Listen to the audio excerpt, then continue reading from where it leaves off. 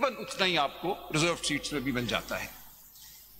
ये 2018 अगर हम देखें, PTI won in Punjab 48% of the general seats. It was given 48% of the reserved seats. So ये percentages are within close proximity.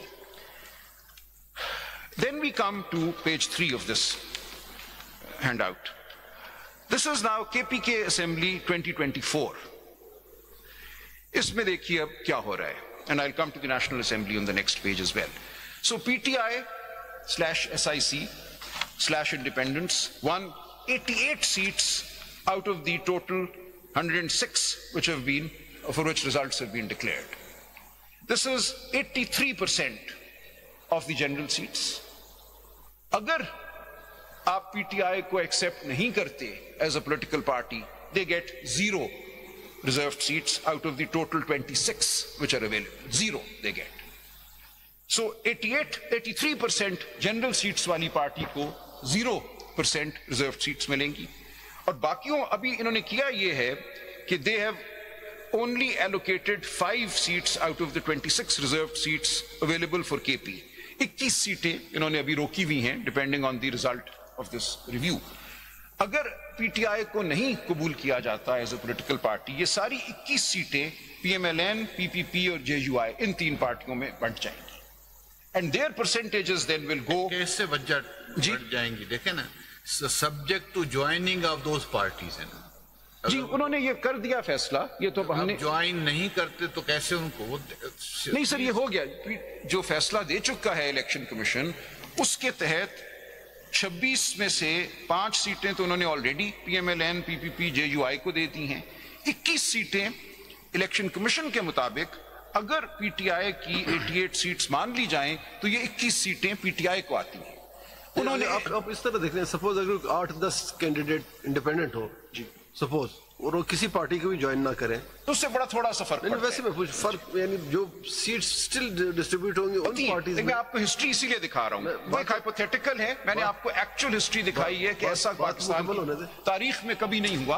राजा साहब को भी रिजर्व सीट्स के लिए इंडिपेंडेंट लोग कंटेस्ट करते हैं कैंडिडेट? इंडिपेंडेंट को रिजर्व नहीं मिल सकती ना, मैं पूछ रही हूँ जी, वो मिल ही नहीं सकती। इंडिपेंडेंट होते ही हमेशा 2-3 है। After the 3-day period everybody joins some party और the other, only 2 or 3 are left, उनकी वजह से कोई फर्क ही नहीं पड़ता। वो जो सीट बच जाती है इंडिपेंडेंट को नहीं मिलती, जो सारी सीट जो वो जो पार्टी, इसीलिए उनका 1-8% वो 1-8% का फर्क हो जाता है ना, जिसने 50% रिजर्व सीट्स। तो हम ये नहीं कह सकते, मैं अपने समझने के लिए हम ये नहीं कह सकते कि सपोज अगर किसी पार्टी ने 50 सीट जीती है तो उनको सबसे 5 से ज्यादा सीट नहीं मिल सकती। सर होता ये है, यानी अगर 50 जीती, एक इलेक्शन में 50 सीट जीते उसको, ये हर मैंने आपको एक्चुअल दे दिया ना, we are no longer being hypothetical, मैंने आपको एक्चुअल नंबर दे दिए। पॉलिटिकल पार्टी की अपनी सीट्स होती है रिजर्व। जी होता यही है, पर नंबर सिक्योर्ड, अगर ये वैकेंट रहती हैं सो एनी ऑब्जेक्शन नहीं सर, वो दे देती हैं। अब आपने फैसला दिया है कि वैकेंट नहीं रहेंगी, वो किसी को तो देनी है। वो तो काउंटिंग प्रोपोर्शनेट है। गुजारिश ये कर रहा हूँ कि पाकिस्तान की तारीख इस बात की गवाह है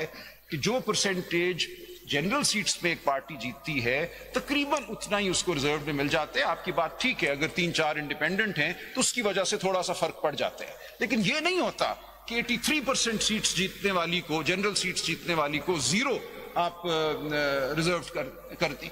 राजा साहब एक्स्ट्रा टाइम है, मैं भी पूछूंगा एक सवाल। एक्स्ट्रा टाइम में मैं आपसे सवाल पूछ रहा हूँ, आपका टाइम नहीं लेना, आपको डिस्टर्ब हो गया मुझे। अच्छा, मेरे नजदीक तो ये while speaking for my self ये इररिलेवेंट इसलिए पढ़ना था जी मेरा। आप क्वेश्चन सुनोगे तो जवाब दोगे। 94 रूल 94 की प्रेजेंस में द मोमेंट ये सारे सवालात रिलेवेंट बन जाते, पीटीआई जो पॉलिटिकल पार्टी डिफाइन किया गया वो जिसको सिंबल मिल जाए। दिसंबर में जब पीटीआई को डिप्राइव किया गया सिंबल से, तो फिर किसने लिखा किसने नहीं लिखा, 49 ने लिखा, ये सारे इरेलेवेंट हो जाते। तो 94 के प्रेजेंस में स्टेच्यूट में उसको अल्ट्रा वायरिस डिक्लेयर करने के लिए या स्टेच्यूट से निकालने के लिए जब वापस आएंगे इस पे अगर आप जमानत जवाब देने की हम तो गए कोर्ट पे, हमने कहा कि इसको फौरन डिक्लेयर किया जाए अल्ट्रा वायरिस। क्या हुआ उसको? जी मैंने वही अर्ज किया था ना, हम लाहौर हाई कोर्ट गए, हमने फिर वो कहीं तक पहुंचा या छोड़ दिया? छोड़ा नहीं सर, मैं अर्ज कर देता हूँ, वो आप हम पे इल्जाम अगर लगाना चाहें तो लगा दें। हमने किया ये, हम लाहौर हाई कोर्ट गए, हमने कहा इस एक्सप्लेनेशन टू रूल 94 को अल्ट्रा वायरिस डिक्लेयर किया जाए। लाहौर हाई कोर्ट में सर, लाहौर हाई कोर्ट ने हमें यह कहा कि नहीं, हम इसको नहीं करते, आप इलेक्शन कमीशन के पास चले जाएं। हमने वो इस्तदा की जो कि जजमेंट में रिकॉर्डेड है कि इलेक्शन कमीशन नहीं अल्ट्रा वायरीज डिक्लेयर कर सकता किसी रूल को, ये हाई कोर्ट को ही करना होगा, हमें वहां ना भेजिए, it will be an exercise in futility. हमने ये बात की और ये रिकॉर्ड हुई है उस जजमेंट में। The council has argued that this would be an exercise in futility. The various of the explanation are. Order आगे चैलेंज किया आपने? अच्छा सुन लीजिए, उस ऑर्डर को फिर हमने सुप्रीम कोर्ट में चैलेंज किया। सुप्रीम कोर्ट में जब हम जाते हैं, 25 जनवरी को हमें ये ऑर्डर मिलता है, हमने उसको फौरन चैलेंज किया एक आध दिन में सीपीएलए करके। 29 जनवरी को हमें वापस हो जाती है हमारी सीपीएलए ऑन द ग्राउंड के कोई कागज मध्यम है। हम उस कागज को तब्दील करके दोबारा सीपीएलए फाइल करते हैं। उसके बाद 2 फरवरी को हमें यह कहा जाता है कि now the matter is too close to the election for this to be entertained. और हमें यह कहा जाता है, किसने ये बात की? सर रजिस्ट्रार का दफ्तर ही करता है ना ये बात, लेकिन registrar is not a minor officer of the court. Registrar जब दूसरी बार हमें ये बात कह रहा है कि आपकी पिटीशन एंटरटेन नहीं होगी, सुप्रीम कोर्ट रूल में अपील की रेमेडी सर ठीक कह रहे हैं, लेकिन उसकी वजह से आप पाकिस्तान के अवाम को तो नहीं कर देंगे। सर 2 फरवरी को अब हमने ये करना था, आपका काम है वो तो 8 फरवरी, देखिए 8 फरवरी से पहले अब हमारे पास कोई मौका नहीं था इस एक्सप्लेनेशन को अल्ट्रा वायरीज डिक्लेयर करवाने का। जब हम सुप्रीम कोर्ट गए हैं, दैट इज ऑन रिकॉर्ड। जी है, it is on the record, बिल्कुल। मैं भी आपको दिखाता हूं कि उस पर ऑब्जेक्शन लगाई क्या, लिखा ये कि election related matters can no longer be entertained. रोजाना ऑब्जेक्शंस होती हैं, हम आपको पता है हम चैम्बर में फिर सर ठीक हो गया ना सर, लेकिन आप ये मुझे तो इल्जाम ना दें, हम तो 2 दफा गए, ये सीएम मैंने फाइल की है सर, 5140। अपील ना फाइल करने के इल्जाम किस पे दें? चलो हम बता, किसी को ना दें सर। आप सर आपने पाकिस्तान के अवाम को उनका जमहूरी हक देना है, आपने मुझे या किसी को सजा नहीं देनी। You are sitting here to ensure that the democratic rights of the people of Pakistan are upheld. There was an ultra vires explanation to the rule. 10 जजेस ने अल्ट्रा वायरीज डिक्लेयर कर दिया ना सर, इसके क्या आपने चैलेंज हो गया? बिल्कुल हो गया। और देखिए हम उसको जब हमें वापस हो गया ये 2 फरवरी को दोबारा सीपीएलए, तो वी न्यू कि अब हमें इलेक्शन के बाद ही करना पड़ेगा जो हमने करना है। ये तो कह रहे हैं कि इलेक्शन तक हम कुछ बात भी तो नहीं किया ना, कर लिया ना सर। उसके बाद तो ये सब रिटें जो फाइल हुई उसमें ये सब कुछ इन प्ले आ गया। अब आइए मैं अर्ज करता हूं, जो हमने रिटें फिर फाइल की आफ्टर February 8, उन सब रिटों में दिस बिकेम द इशू, और आपने उसका नोटिस लिया और आपने उसको डिक्लेयर कर दिया ultra वायरीज। You have already declared it ultra virus and the proceedings. Start use Khurshid Anwar Bhinder's judgment से। सर अब फिर वो मैं करूंगा sir. I think we're reaching quite the end now.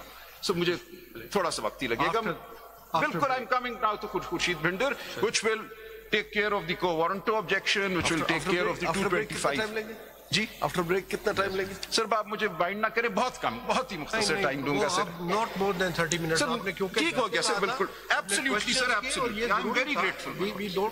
Sir मैंने ये नोट्स दिए हैं, ये मैं आपके सामने रख दूंगा, 1-1 मिनट हर नोट पे लगेगा। 7 ये नोट्स मैंने आपको दिए हैं और आज मैंने ये इलेक्शन एनालिसिस दिया है रिजल्ट्स का, और मैं खत्म हो जाएगा 30 मिनट्स में, आई एम क्वाइट श्योर खत्म। After break. Thank you ma'am.